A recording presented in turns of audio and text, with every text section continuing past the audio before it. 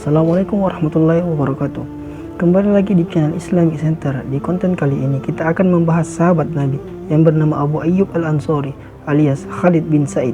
Ia berasal dari kalangan Ansor dan dia lahir di Khalid Yastrib yang kita ketahui bersama. Tempat itu disebut Madinah dan tidak diketahui secara pasti tanggal dan tahun lahir beliau.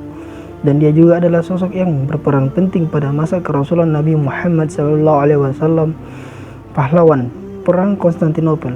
Simak kisahnya dan selamat menonton. Ketika Rasulullah memasuki kota Madinah, unta yang beliau tunggangi bersempu di depan rumah Bani Malik bin Najjar. Maka beliau pun turun dari atasnya dengan penuh harapan dan kegembiraan. Salah seorang muslim tampil dengan wajah berseri-seri karena kegembiraan yang membuncah. Ia maju lalu membawa barang muatan dan memasukkannya. Kemudian mempersilakan Rasulullah masuk ke dalam rumah. Nabi SAW pun mengikuti sampai ke rumah. Siapakah orang beruntung yang dipilih sebagai tempat persinggahan Rasulullah dalam hijrahnya ke Madinah ini? Di saat semua penduduk mengharapkan Nabi mampir dan singgah di rumah-rumah mereka, dialah Abu Ayyub Al-Ansori, Khalid bin Sa'id, cucu Malik bin Najjar. Pertemuan ini bukanlah yang pertama kalinya. Sebelumnya, sewaktu utusan Madinah pergi ke Mekah untuk berbaiat dalam baiat Aqabah kedua, Abu Ayyub Al-Ansori termasuk di antara 70 orang mukmin yang mengulurkan tangan kanan mereka ke tangan kanan Rasulullah serta menjawab dengan kuat, berjanji setia dan siap menjadi pembela. Dan kini ketika Rasulullah bermukim di Madinah dan menjadikan kota itu sebagai pusat agama Allah, maka nasib mujur yang sebesar-besarnya telah terlimpahkan kepada Abu Ayyub. Karena rumahnya dijadikan tempat pertama yang didiami Rasulullah, beliau akan tinggal di rumah itu hingga selesainya pembangunan masjid dan bilik beliau di sampingnya. Sejak orang-orang Quraisy bermaksud jahat terhadap Islam dan berencana menyerang Madinah, sejak itu pula Abu Ayyub mengalihkan aktivitasnya dan berjihad di jalan Allah. Ia turut bertempur dalam perang Badar, Uhud, dan Khandaq. Pendek kata, hampir di tiap medan tempur ia tampil sebagai pahlawan yang siap mengorbankan nyawa dan harta bendanya. Semboyan yang selalu diulang-ulangnya baik malam ataupun siang dengan suara keras atau perlahan adalah firman Allah Subhanahu wa taala, "Berjuanglah kalian baik di waktu lapang maupun waktu sempit." Quran Surah At-Taubah ayat 41. Sewaktu terjadi pertikaian antara Ali dan Muawiyah, Abu Ayyub berdiri di pihak Ali tanpa sedikit pun keraguan. Dan kala Khalifah Ali bin Abi Thalib syahid dan khilafah berpindah kepada Muawiyah, Abu Ayyub menyendiri dalam kesuhudan.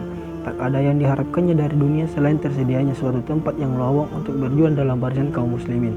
Demikianlah ketika diketahuinya bala tentara Islam tengah bergerak ke arah Konstantinopel, ia segera memegang kuda dan membawa pedangnya memburu syahid yang sejak lama ia dambakan. Dalam pertempuran inilah ia menderita luka berat. Ketika komandannya datang menjenguk, nafasnya tengah berlomba dengan keinginan menghadap Ilahi. Maka bertanyalah panglima pasukan waktu itu, Yazid bin Muawiyah, "Apakah keinginan Anda, wahai Abu Ayyub?" Abu Ayyub meminta kepada Yazid bila ia telah meninggal agar jasadnya dibawa dengan kudanya sejauh jarak yang dapat ditempuh ke arah musuh, dan di sanalah ia akan dikebumikan. Kemudian hendaklah Yazid berangkat dengan bala tentaranya sepanjang jalan itu, sehingga terdengar oleh bunyi telapak kuda muslimin di atas kuburnya, dan diketahuinya bahwa mereka telah berhasil mencapai kemenangan. Dan sungguh wasiat Abu Ayyub itu telah dilaksanakan oleh Yazid di jantung kota Konstantinopel yang sekarang bernama Istanbul. Di sanalah terdapat perkuburan laki-laki besar. Hingga sebelum tempat itu dikuasai orang-orang Islam, orang Romawi dan penduduk Konstantinopel memandang Abu Ayyub di makamnya itu sebagai orang suci.